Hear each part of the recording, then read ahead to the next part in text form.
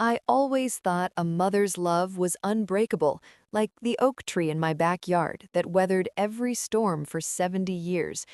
But love isn't a doormat, and neither am I. My name is Evelyn Harper, Evie to those who truly know me. At 78, with silver hair I wear in a neat bun and hands that still remember kneading bread for a family of 5, I learned the hardest lesson. Sometimes the kindest thing you can do for your child is to stop enabling them. It began 8 years ago, after my Harold passed. Heart failure, quick and quiet, just like him. The house on Maple Lane in Portland, Oregon, the one we bought in 1968 with his first big promotion, felt like a museum of memories. 3 bedrooms upstairs, a sunroom off the kitchen where I'd sew, and the big living room with the bay window overlooking the garden Harold tended until his knees gave out.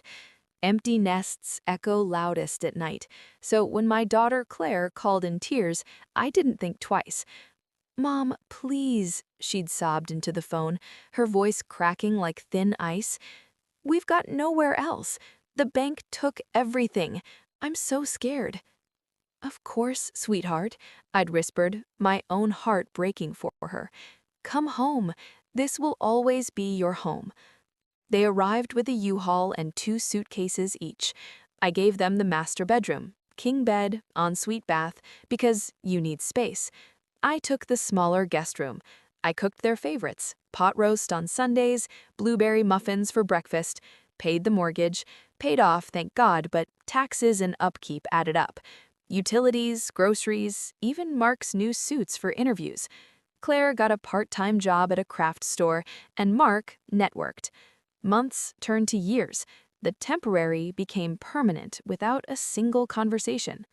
The takeover was gradual, like ivy choking a tree. First, they rearranged the furniture for better flow, Claire said. My antique rocker went to the basement, Mark's recliner took pride of place in front of the TV. The sunroom became Mark's office, piles of papers, his golf clubs leaning in the corner. My garden? Overgrown. Mark said mowing aggravated his back.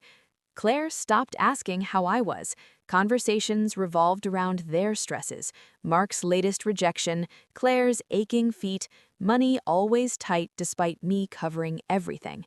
I shrank to fit, ate in the kitchen while they watched shows at full volume in the living room, wore headphones to read in bed because Mark stayed up late, working, did their laundry because you're better at stains, Mom, paid for their phones, streaming services, even a new flat screen when the old one died mysteriously. My pension and Harold's life insurance stretched, but I managed. I told myself, this is what mothers do. The disrespect built like plaque. Mark would snap, "Evie, turn that light off, we're trying to watch a movie." Claire rolled her eyes when I mentioned wanting to host my book club. "Mom, the house is a mess with all our stuff." They borrowed my car without asking, returned it on empty. Once, I found Mark in my bedroom, rummaging through Harold's old watch collection. "Just seeing if anything's valuable," he said with that salesman grin. "Those were your father-in-laws," I said quietly. Claire defended him later. "Mom, he's just trying to help us get ahead. Don't be so sensitive." The final straw came on a crisp November evening last year. I'd spent the day baking apple pies for the church sale. My recipe, blue ribbon winner 3 years running. Came home exhausted, joints screaming from arthritis. The house smelled of cinnamon and warmth. I settled in my old armchair, rescued from the basement, with a cup of tea, turned on my recorded Hallmark movie at low volume. Peace, finally. Mark stormed in from the garage, tie loosened, face red. "Rough day?" I asked softly, hopeful for once he might talk to me. He didn't answer, just snatched the remote from my hand, flipped to a loud football game, and cranked the volume. "Mark, I need to unwind, Evie.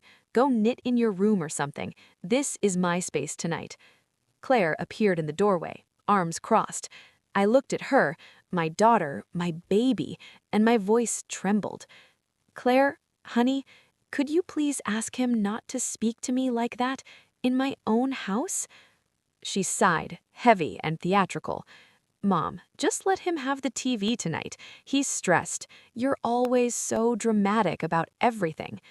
The words hit harder than any shout. Dramatic. In my own house. I felt the tears rise, hot and sudden, but I swallowed them.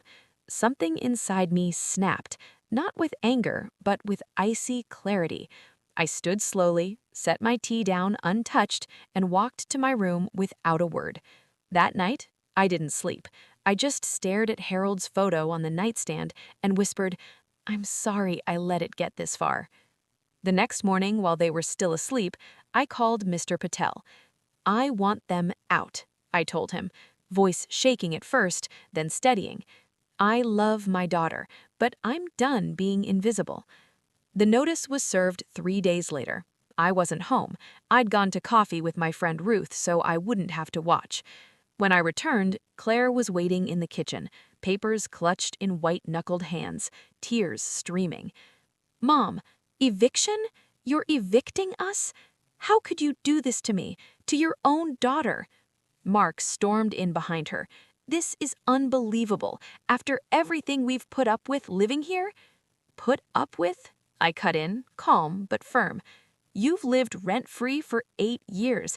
I've paid for every light bulb, every grocery, every tank of gas, and in return, I get told to go to my room?" Claire sobbed harder. "You're breaking my heart, Mom. Don't you love me anymore?" I felt my own heart crack, but I didn't waver. "I love you enough to stop letting you hurt me.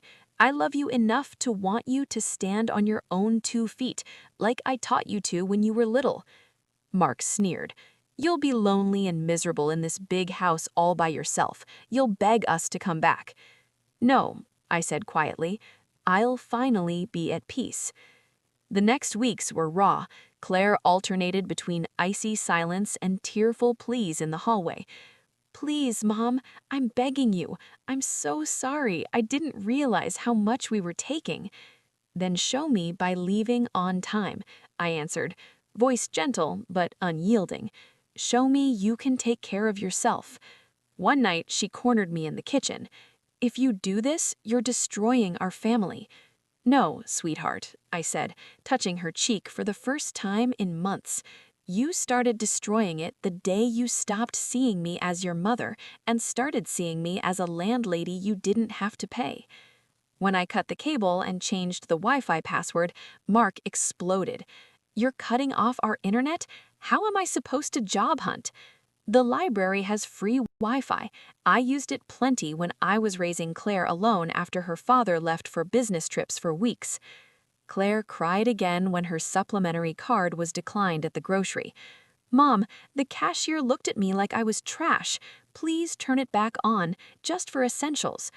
"No," I said, aching inside. "Essentials are your responsibility now."